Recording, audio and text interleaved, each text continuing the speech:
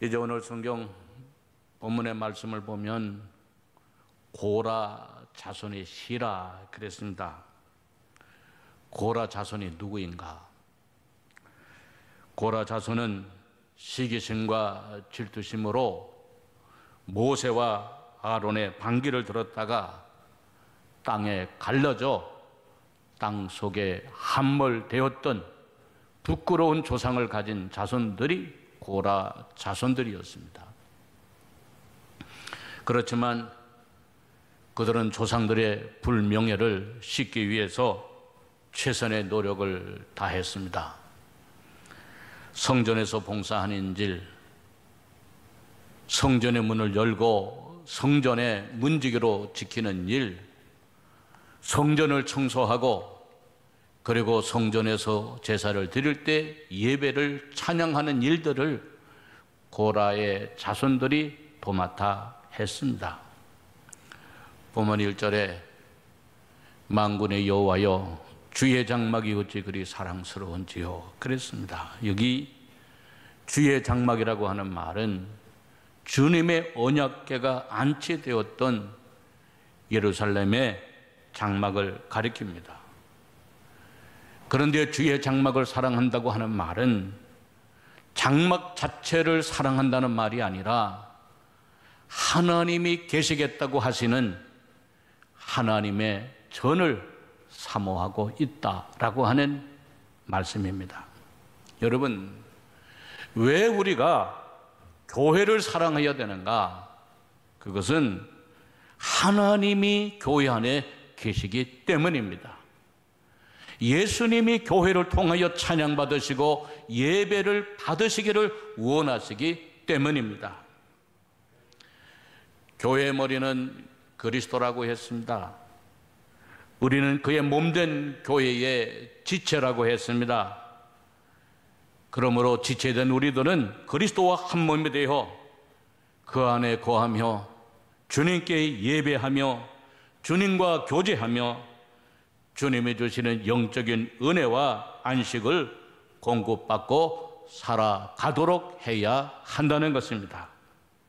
자, 그러면 여러분 어떻게 사랑해야 될까? 그 첫째는 병이 날 정도로 사랑했다 그랬어요. 여기 오늘 본문 2절에 보니 내 영혼이 여호와의 궁정을 사모하여 쇠약하며 내 마음과 육체가 살아계시는 하나님께 부르짖나이다 그랬어요. 여호와의 궁정이라고 하는 말은 바로 하나님의 계신 성전을 의미합니다. 어떻게 사랑했는가? 내 마음과 몸이 쇠약하여질 정도로 병이 날 정도로 사모했다는 것입니다. 10절에 보면 구체적으로 사랑한 내용을 얘기합니다. 주의 궁정에서의 한날이 다른 곳에서의 첫날보다 나은즉 악인의 장막에 사는 것보다 내 하나님의 성전에 문지기로 있는 것이 좋사오니 그랬어요. 주의 궁정에서의 한날이 다른 곳에서의 첫날보다 낫다는 것입니다. 여기 한날이라고 하는 말은 안식일을 의미합니다. 주님의 날을 의미합니다. 하나님의 날을 의미합니다. 주일날, 안식일날 주님의 전에 나와서 하나님께 경배하고 제사드리고 예배를 드리는 것이 좋은 세상에서 첫날을 지내는 것보다도 낫다는 겁니다. 세상에서의 좋은 것을 누리는 것보다 성전의 문지기로 있는 것이 내가 더 낫다는 것입니다.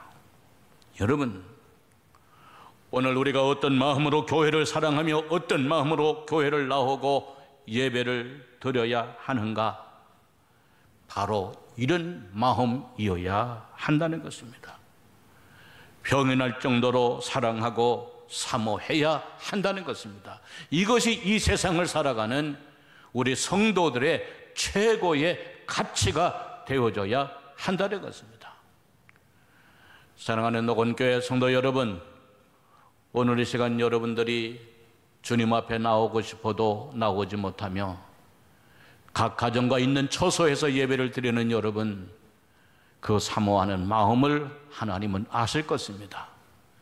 그 마음 위에 하나님은 아름다운 사랑과 축복으로 여러분 가운데 함께 임하여 주시기를 주의 이름으로 축원합니다. 둘째로 어떻게 사랑했는가? 하나님의 집에 거하는 것을 그리워하며 사모했다는 것입니다.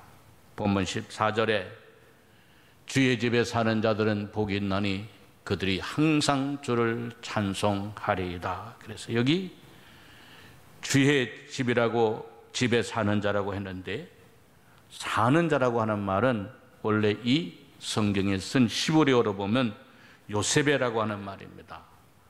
이 말의 의미는 앉다 혹은 거주하다, 그런 의미입니다. 그러니까 제단에 보금자리를 막 만들고 자유롭게 마음껏 날아다니는 참새와 그리고 제비를 볼 때에 누가 복이 있는가? 주님의 전에 저들처럼 자유롭게 나와서 거하며 예배를 드리는 자가 바로 복이 있다는 것입니다. 여러분, 사람이 무엇을 가지고 어디에 오르고 무엇을 누리고 산다고 하는 것이 중요한 것이 아니라 우리 심령에 중요한 것은 성소에 나와 예배를 드리는 것이 중요하다고 하는 것입니다. 비대면 예배를 드리니까 우리 소수의 사람만 예배를 드릴 수 있습니다. 예배 순서를 맡은 분,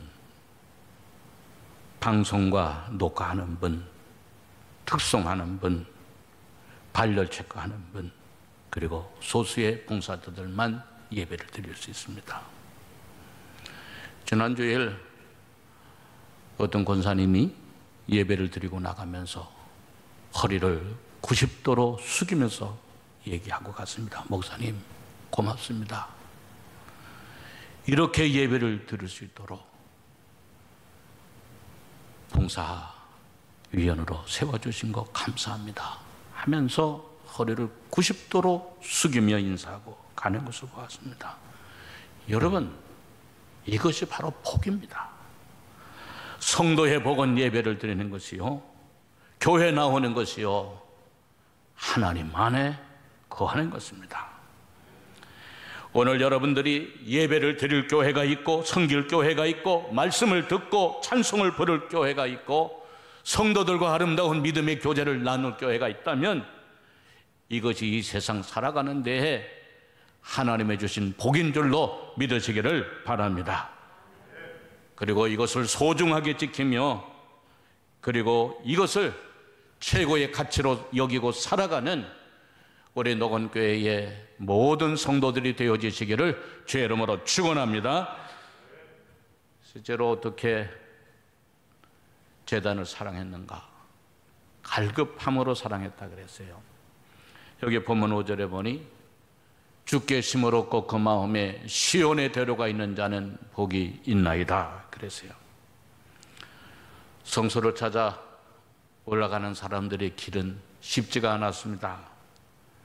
세찬 모래바람도 있었고 물도 없고 때로는 숨어있는 강도들의 습격을 받기도 했습니다. 그러나 그 모든 어려움을 극복하고 어려울 때마다 주께 힘을 얻고 또 얻어 하나님께 나아가는 자들이 복이 있다는 것입니다. 사랑하는 성도 여러분, 역사적으로 보면 어느 시대나 그리고 개인적으로 보면 누구에게나 제일 먼저 찾아오는 것은 신앙의 시험입니다. 여러분, 이 시대에도 하나님께 찾아 나가고 믿음을 지키는데 얼마나 많은 시험이 있습니까? 정부에서는 비대면 예배를 드리라 하고, 직장에서는 교회 자체를 나가지 못하게 하고, 매주 월요일마다 물어보고 체크를 하고, 가족들도 심지어는 부모들에게 교회를 나가지 못하게 하고.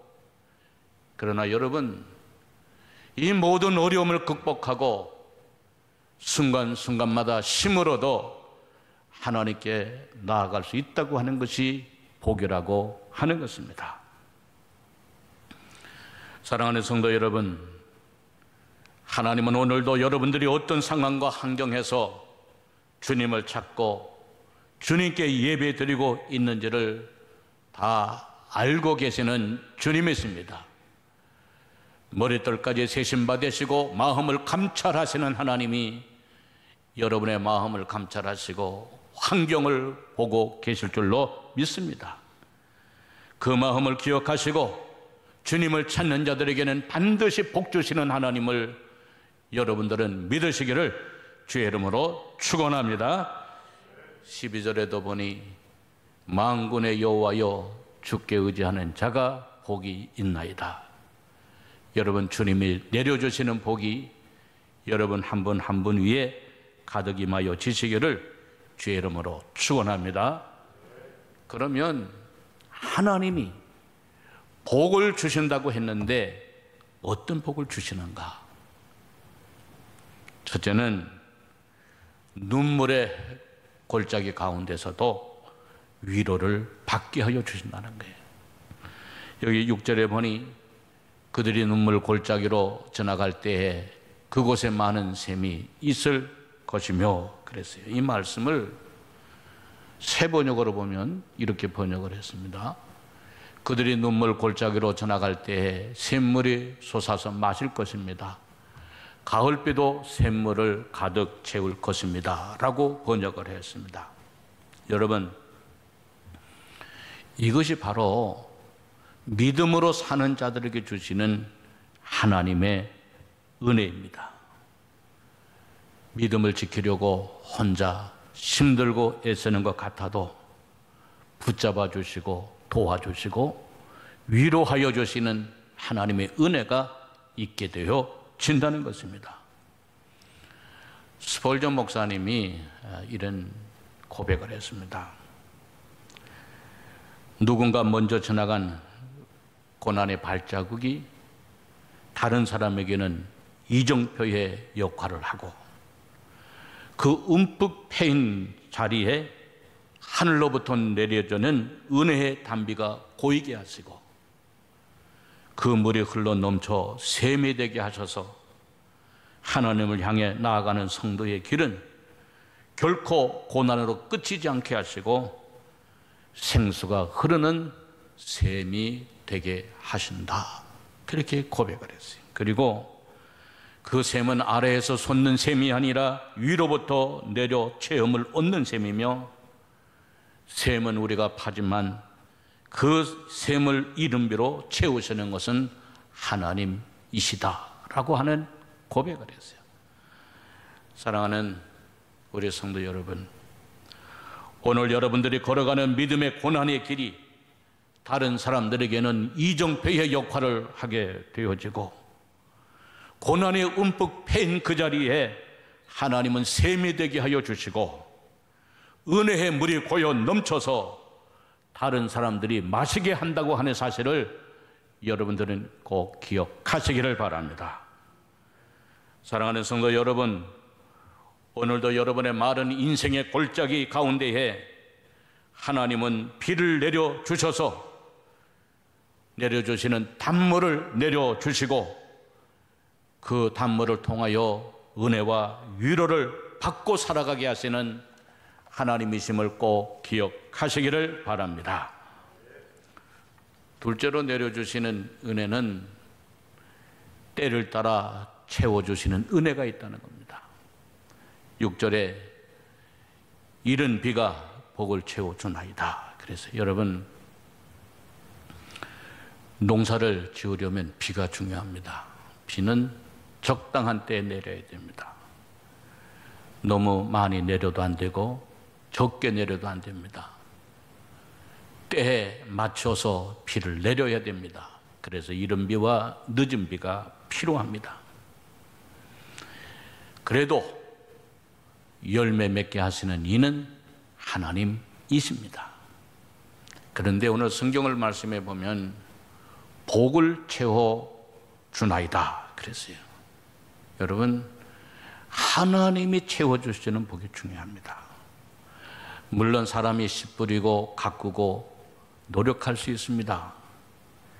그러나 채워주시고 열매 맺게 하시고 수확하게 하시는 분은 하나님이십니다. 사람은 채우고도 다 잃을 수 있습니다. 차지하고도 부끄러울 수 있습니다. 올라가고도 떨어질 수 있습니다. 그러나 하나님이 채워주시는 복은 사라지거나 없어지지 아니합니다. 사랑하는 성도 여러분, 여러분의 인생을 하나님이 주시는 복으로 채우시기를 바랍니다. 하나님은 하나님을 진실로 경외하는 자들에게 은혜와 영화로 채워주시는 하나님이심을 기억하시기를 바랍니다. 오늘 본문 11절에도 보니 여호와 하나님은 해요 방패이시라. 여호와께서 은혜와 영화를 주시며 정직히 행하는 자에게 좋은 것을 아끼지 아니하실 것임이니이다. 그랬습니다. 사랑하는 성도 여러분, 어둠이 와도 사라지지 아니하는 복, 전쟁이 와도 잃어버리지 아니하는 복을 받고 살아가는 우리 녹음교회 여러분들 모두가 다 되어지시기를 주의 이름으로 축원합니다. 마지막으로 셋째는 마침내 승리하도록 하시는 복을 주신다는 겁니다. 7절에 보니 그들은 쉼을 얻고 더도 나아가 시온에서 하나님 앞에 각기 나타나리이다 그랬어요. 여러분, 오늘을 우리가 힘이 들어도 힘들게 사는 이유가 있습니다. 그것은 내일 때문입니다. 내일은 오늘보다 좀 더 낫고 내일은 잘 살아야 하기 때문입니다.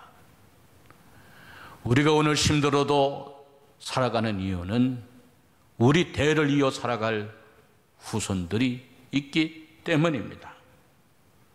그렇기 때문에 오늘 힘들어도 우리는 참고 견디며 살아갑니다. 그런데 여러분, 오늘의 끝이 어디입니까? 그것은 우리가 세상을 떠나는 날이요, 우리가 하나님 앞에 서는 날이 바로 끝날입니다.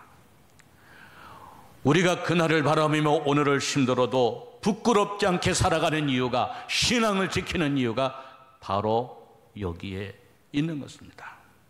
그런데 여러분, 마지막에 누가 이기고 누구를 승리자로 만들어 주시는가? 결국은 믿음으로 사는 사람이요, 하나님을 진심으로 사랑한 사람이요, 여호와의 전을 사모하고 사는 사람이라고 하는 것입니다.